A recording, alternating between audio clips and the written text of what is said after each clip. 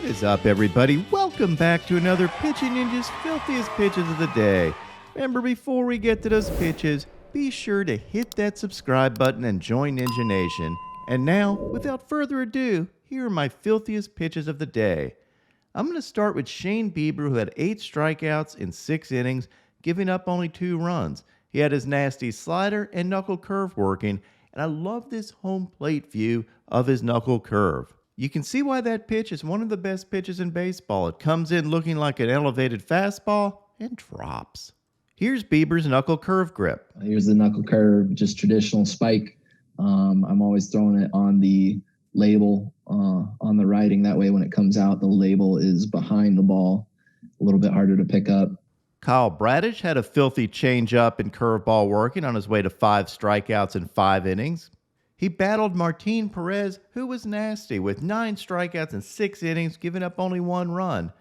Perez had this vicious 86-mile-an-hour back foot cutter slidery thing. Pretty sure he calls that a cutter. And his changeup and fastball. Julio Urias had another solid outing with 6 Ks and 6 scoreless innings, thanks to his curveball and fastball, and he had this wicked changeup sword.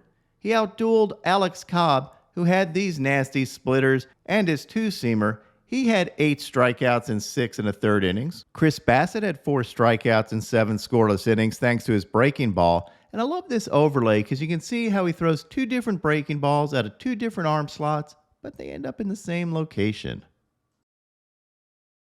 Luis Castillo of the Seattle Mariners had 8 strikeouts in 6 2/3 innings against the Yankees, and had this filthy slider and 2-seamer. Joe Ryan continued to dominate lineups with his Invisiball elevated fastballs and also his curveball. He had 9 strikeouts in 5 innings. Freddie Peralta had this really nice 69-mile-an-hour curveball. Yusei Kikuchi had this nasty split change. Jose Urquidy was dominant with 10 strikeouts and 7 scoreless innings, giving up only 2 hits, and had these nasty curveballs and changeups. Zach Wheeler had a really good outing with 7 strikeouts in 7 innings, giving up only 1 run, thanks to his painted sliders and filthy curveballs. He was up against Charlie Morton, who was brilliant yesterday, with 8 Ks and 6 2/3 scoreless innings. I mean, look at these ridiculous curveballs. That's 3,165 RPMs and 3,189 RPMs. And here's an overlay of Morton's 2-seamer and curveball, and you can see what makes that really tough to deal with. Lance Lynn pitched well with 8 strikeouts in 6 innings, giving up only 1 run.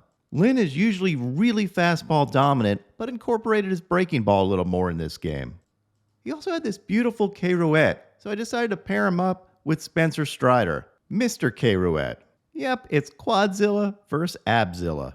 Also in this game, Brady Singer dropped to 0-2 versus the Rain. I love his classic reaction back in his college days at Florida. James Caprillion had 4 Ks in 5 1/3 innings, giving up 1 run.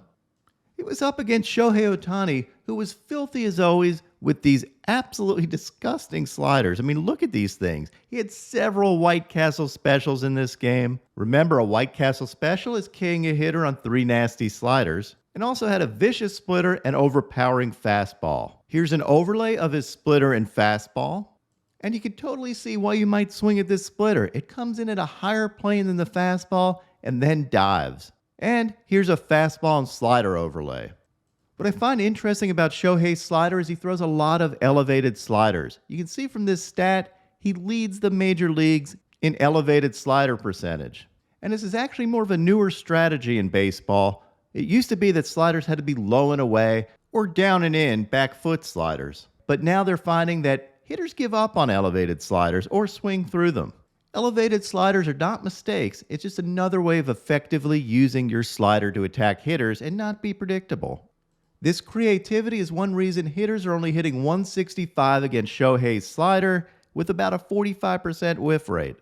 Shohei did have to leave the game early because his forearm was cramping. Hopefully it's nothing too bad. But my filthiest pitcher from yesterday, that was Blake Snell. Snell had 9 Ks in 6 innings with no walks, giving up only 1 run. His fastball was up to 98 miles an hour, and his sliders and curveballs were disgusting. Here's an overlay of his fastball and back foot slider, and you can see why you might swing at that back foot slider. You have virtually no time to distinguish it from his fastball. While Snellzilla may have been my filthiest starting pitcher from yesterday, Sandy Alcantara was the best. He only K'd 3 hitters, but he didn't need to K a lot of hitters. He threw a shutout. Yep, yet another complete game for Sandy. I mean, what are you going to do against these upper 90s two-seamers?